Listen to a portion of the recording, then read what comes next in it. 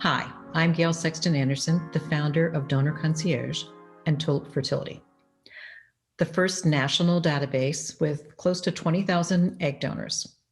I have a master's in counseling from Harvard Graduate School of Education, and I've spent about 25 years helping future parents to find the best possible egg donor to create their family, as well as often helping them to find a gestational carrier, or a surrogate as we often call them. Secondary infertility is what I really want to focus on today.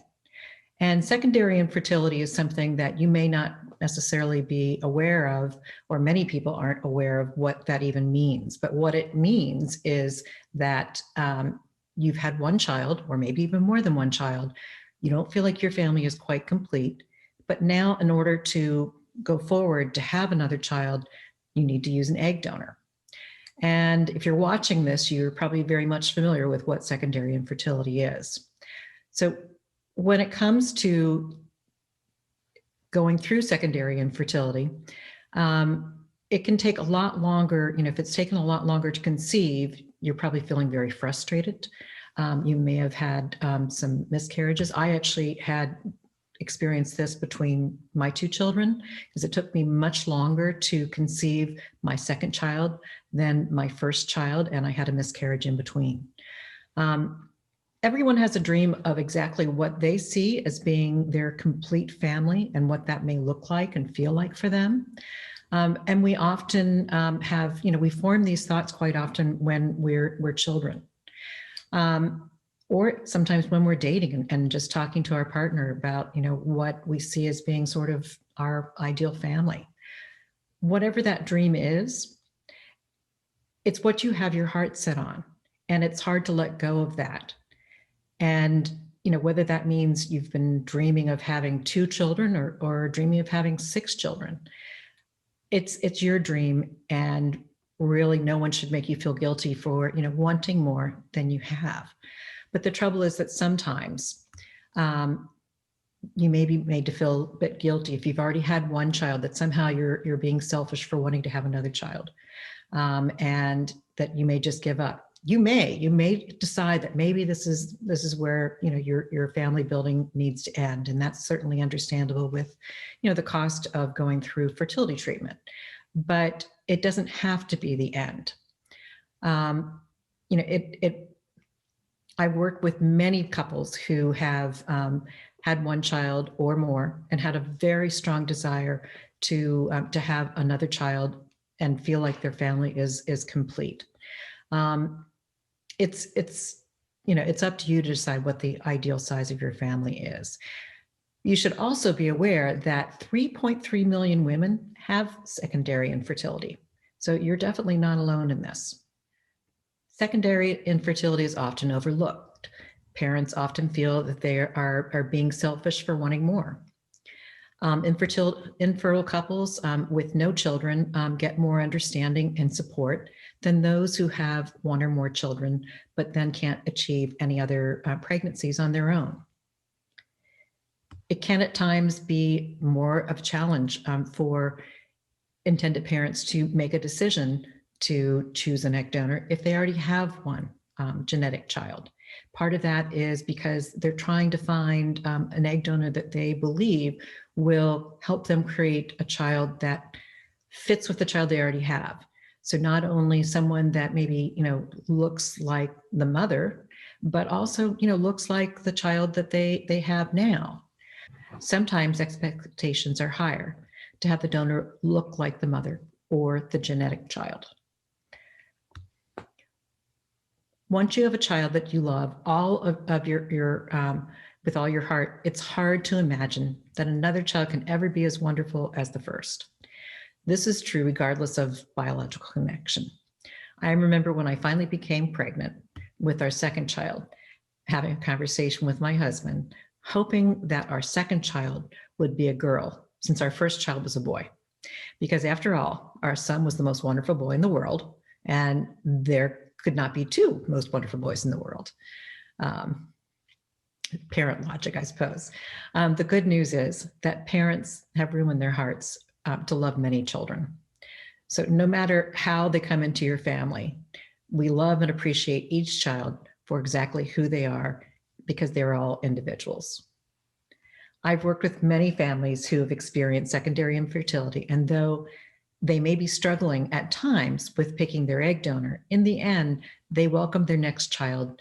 They love that child just as much without reservation. Each child was meant to be part of your family.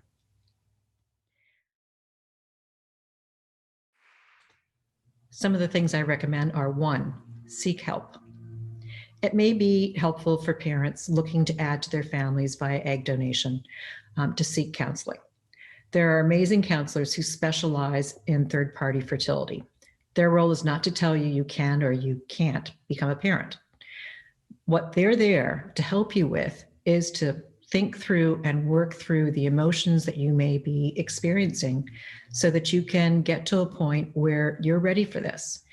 Choosing a donor, wherever you are in your family building, is not something that comes naturally. It's something that it's sort of a slow evolution where your mind and your heart slowly opens to the idea that this is an amazing possibility that you can now add to your family, hopefully carry a child, and have the size family that you've always been dreaming of. You probably have friends or family who have gone through the same, who have not gone through the same experience, and so you don't really have a sounding board for someone that you can talk to about what you're going through. But if you're working with a counselor, that's something that they have helped many people who are facing the same dilemma, and they can help you as well. You are not alone. The things that you may be considering about such as differences can occur even in our children, if our children share all the same genetic connections. Who has not had at some point when they were growing up that thought, what am I doing in this family? I must have been switched at birth. These siblings can't possibly be related to me. We all go through this. The difference being, if you've created your family using an egg donor, then you may be much more self-conscious about this sort of thing, but it's a very normal thing, regardless of the genetic connection.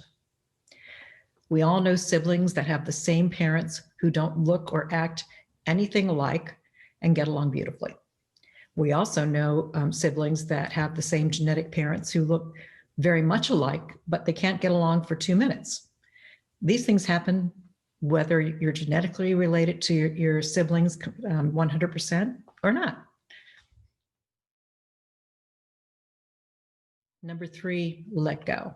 There are dozens of ways to form families, and any combination can be wonderful. Whenever an intended parent decides on using an egg donor, they need to be able to leave themselves behind enough that they are not looking to replace themselves, because we are all very, very unique. And if you're trying to replace yourself or find someone that's just like your child that you currently have, you're just going to be frustrated, and that makes it very difficult. 4, we are not in control, and sometimes that's a good thing. We're all unique, and we can't control who our children will be, regardless of our genetic connection or lack thereof. It's important to appreciate your donor for who they are, not because they're just like you, your firstborn, or anyone else. Each child is going to be a very unique individual.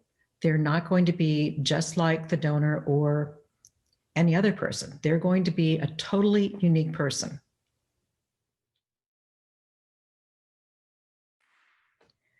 We are all unique. No matter whose genetic blend you use to make your child, there's no way of predicting the outcome. Our children will be different from our fantasies, and we will love them for who they are, and even for who they are not. Being a parent is about raising people who are different than we are.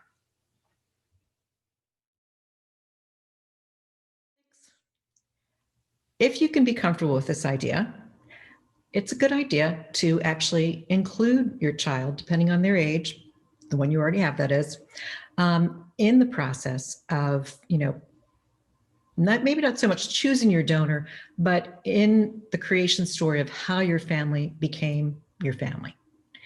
And there are many ways that you can do that.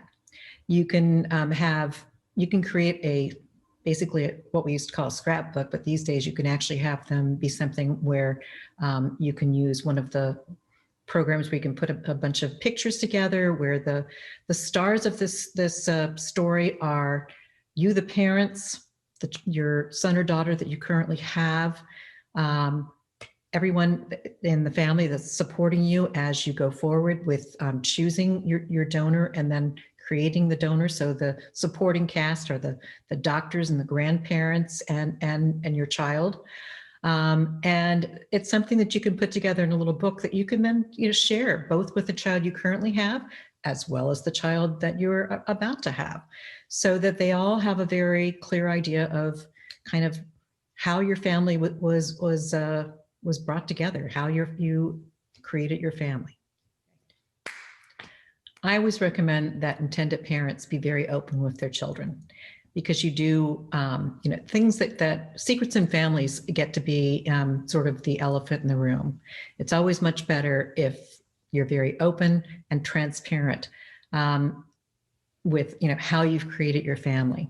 So I always recommend that you start, sharing these stories, from a very early age. As soon as your baby can sit up, you want to start sharing about, how our family was formed. Children love stories about their family.